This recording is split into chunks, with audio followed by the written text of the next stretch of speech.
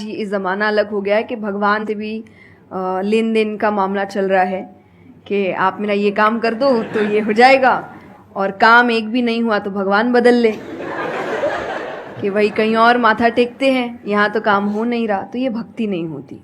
तो एक तो जो परसेप्शन भक्ति का बन गया है कि भजन कीर्तन पूजा पाठ कर लिया और भक्ति हो गई। भक्ति का असल मीनिंग है सरेंडर, समर्पण। और समर्पण व्यक्ति कब करता है? जब पहला चीज विश्वास होता है कि वो जो भी करता है वो सही करता है। मुझसे कई बार लोग पूछते हैं कि आप बहुत ज़्यादा डिप्रेशन में नहीं जाते, या कोई आपने सब कुछ देखा है, चाहे स्ट्रगल है, इंसल्ट है, रिजेक्शन है, हर फील्ड में हर चीज़ होती है। अगर आप आगे बढ़ रहे हैं, कोई पोजीशन पे जाने की कोशिश करें तो आपको इनका सामना करना पड़ेगा, ये जिंदगी के साथ आता है तो आपको सामना। लेकिन मुझे कभी दिक्कत नहीं दी ये चीज़ें। क्यों? क्योंकि जो मैंने कहा समर्पण, मुझे पता है कि एक ऐसी शक्ति ऊपर बैठी है जो मेरा बुरा नहीं चाहती। तो कई बार बुरी चीज़ें भी मेरी ज़िंदगी में हो रही है, मुझे पता है वो मेरे अच्छे के लिए है क्योंकि वो कर रहा है। तो ये समर्पण, ये भक्ति है। तो ये आपको हारने नहीं देती। क्यों हारेंगे आप? क्योंकि आपको पता है ना कि वो हारने देगा नहीं। तो आप अपने आप गिरे, आप फिर उठेंगे कि नहीं भाई अभी गिरना शायद ज़रूरी होगा, उसका इशारा है, इसीलिए चलो फिर उठते हैं, फिर आगे बढ़ते हैं। तो अर्जुन ने भी जब समर्पण की बात गीता जी में आती है तो कई लोग कहते हैं कि धर्म का मतलब होता है अंधविश्वास। नहीं, क्योंकि अगर अंधविश्वास होता, अंधविश्वास में क्वेश्चन करना अलाउड नहीं होता आपको। गीता अगर सिर्फ भगवान की बात होती तो 2 पन्ने में खत्म हो गई होती। ये दोनों के बीच की बात है जिसमें अर्जुन ये जानते हुए कि सामने कौन खड़ा है, क्वेश्चन करने की तो कोई सवाल ही नहीं था वहां पर कि भगवान लड़ने बोल रहा है, क्या क्वेश्चन करना, पर उसने कंटिन्यूअसली क्वेश्चंस किए हैं।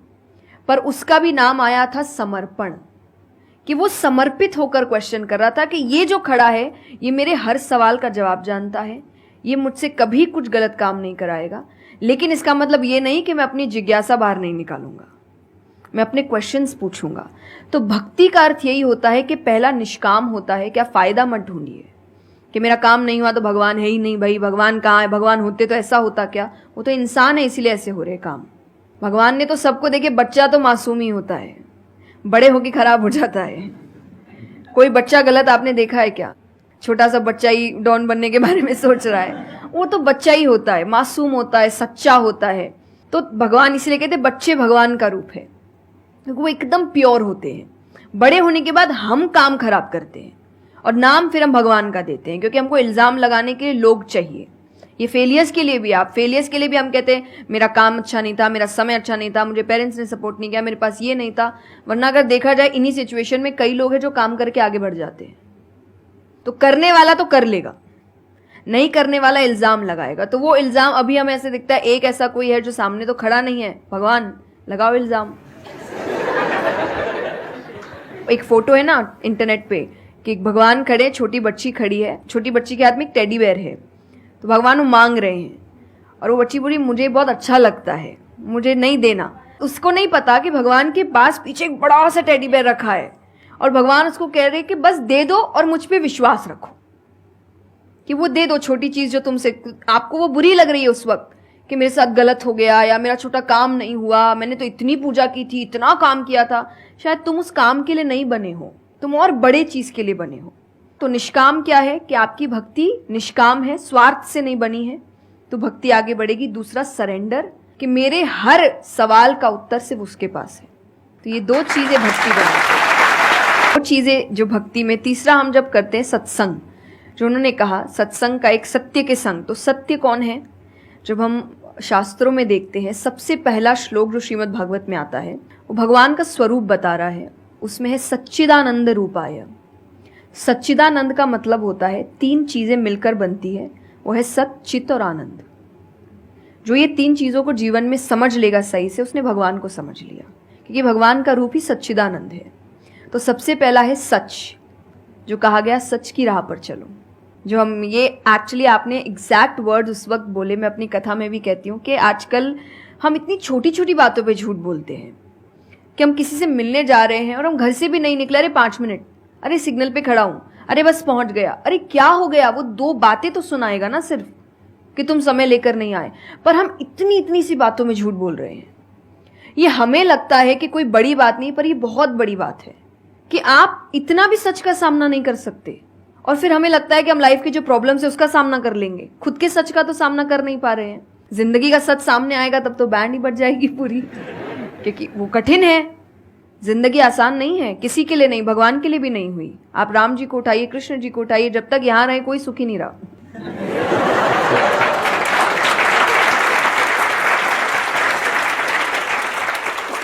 तो सुखी तो कोई नहीं रहा यहां पर। आपको सुख खुद ढूंढना पड़ता है, आपको अपना जीवन खुद निकालना पड़ता है अपने चॉइसेस को लेकर। तो इसीलिए पहला सत है। दूसरा चित है, अवेयरनेस। हम अवेयर नहीं है चीजों को लेकर, हम इग्नोर करते हैं। अवेयरनेस और इग्नोरेंस ये ऑपोजिट्स हो गए, कि आप कोई भी चीज आपको समझ नहीं आ रही है, नहीं है। मैं अधिकतर नास्तिक लोगों को आप देखिए, उनको अगर पूछे ना भगवान को मानते हैं, तो उनके पास एग्जैक्ट रीजंस नहीं होते कि क्यों नहीं मानते। बस नहीं है, दिखा नहीं, मुझे नहीं दिखा तो नहीं है। तो तुम्हें तो बहुत चीजें नहीं दिख रही। मेरे पापा इस पर मैंने एक बार उनसे क्वेश्चन किया था कि बोले तो पापा कैसे जवाब दे। पापा बोले उनको पूछना उन्होंने अपने परदादा को देखा था। देखा तो नहीं होगा,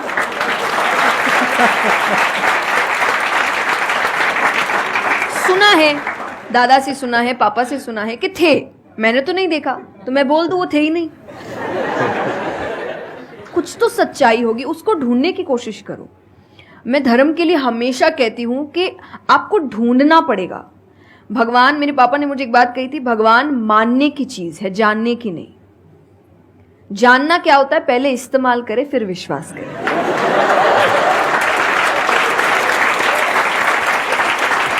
कि पहले देखेंगे है कि नहीं है, फिर बताएंगे। तो वो तो भगवान है, वो कहेंगे देख मैं भी घुमाता हूं।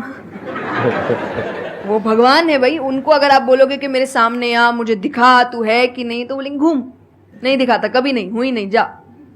तो भगवान मानने की चीज है, मानो, वो अपने आप जना देंगे वो कहाँ है। तो भगवान के लिए माना गया कि पहले आपको मानना पड़ता है, दैट इज सरेंडर, कि मैं मानता हूं, मैं इसीलिए पढ़ रहा हूं। अधिकतर लोग अभी पढ़ क्यों रहे हैं, जान क्यों रहे, गलत साबित करने के लिए।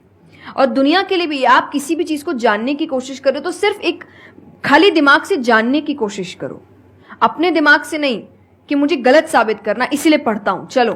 तो फिर आपका दिमाग सीधा उस गलत बात पे ही जाएगा कि देखो मैंने तो बोला ही था गलत है। और उसके आसपास कितनी अच्छी बातें लिखी होगी आप देखेंगे नहीं, पर आपको जो बस साबित करना है, आप उस लोग सुनते भी आजकल इसीलिए हैं। मैं कथा में एक बात कहती कि उस आजकल कथा ही बची है सुनने वाली चीज, वरना आप कहीं भी दो लोगों को देखिए वो बोलेगा मैं बोलता हूँ, नहीं मैं बोलता हूँ, नहीं मैं बोलता हूँ। दुख देखिए किसी के, प्रॉब्लम्स को एक बोलता है अरे मेरी जिंदगी अच्छी नहीं चल रही, अरे मेरी उससे भी खराब है। आप किसी से मदद भी कहाँ मांगेंगे कि वो एक दुख सुनाओ वो 4 सुनाता है, तो क्या ही मदद मांगे कि तो मेरे से दुखी है, तू मेरे से और 500 रुपए रख भाई। ये तो लोग हर वक्त कोई सुनना नहीं चाह रहा, और सुन भी रहे हैं तो इसीलिए कि ताकि बस मैं बोल सकूं, कि ये खत्म करे बस जल्दी से चुप हो ताकि मैं बोलूं। तो ये बंद करिए। भगवान ने अर्जुन की पहले पूरी बात सुनी थी, एक बार भी बीच में इंटरप्ट नहीं किया, उसकी पूरी बात सुनी। क्यों? तभी वो आंसर ठीक से कर पाएंगे। अगर आप बीच में हर चीज में इंटरप्ट करेंगे, लोगों के ओपिनियंस में इंटरप्ट करेंगे, तो आप उनकी बात को नहीं समझ पाएंगे। जितना सुनेंगे उतना सीखेंगे, क्योंकि बोलोगे तो वही जो आता है, पर सुनोगे तो कई बार ऐसी चीजें पता चलेगी जो नहीं पता, जो नहीं आता है। आते हैं देखिए, और आनंद का मतलब एक्चुअली परमानेंट हैप्पीनेस होता है, जो आपको भगवान के साथ ही मिलता है, कि आपको किसी की जरूरत नहीं है, बाकी सब कुछ टेम्पररी है। और टेम्पररी खुशियों के लिए भगवान ने अर्जुन को लड़ने के लिए इसलिए नहीं बोला था कि तेको राज्य मिल जाएगा, खुशी मिलेगी, पैसा मिल जाएगा, नहीं। एक परमानेंट हैप्पीनेस थी कि मैंने अपना काम अच्छे से किया, उसके लिए लड़ो। तो जो भी काम कर रहे हो परमानेंट क्या है उसमें वो देखो, और ये आपकी सक्सेस पे भी काम आता है। भगवान जैसे अब हम कहते हैं ना कि दुनिया में कुछ सच नहीं है, संसार सच नहीं, इसका मतलब क्या? छोड़ने के लिए नहीं। क्या आप पहली चीज, जब दुख आ रहा है तो डिप्रेशन में मत जाओ, क्योंकि आप जानते हो ये भी परमानेंट नहीं है, टेम्पररी है, कल फिर ठीक हो जाएगा। खुशी आ रही है तो घमंड मत करो, ये भी निकल जाएगा, ये पोजीशन भी ज्यादा समय तक रहेगी नहीं, तो उसको रखने के लिए काम करते रहो। तो भगवान हर चीज में कहते बैलेंस्ड रहो, और परमानेंट वो है उसके पीछे भागो।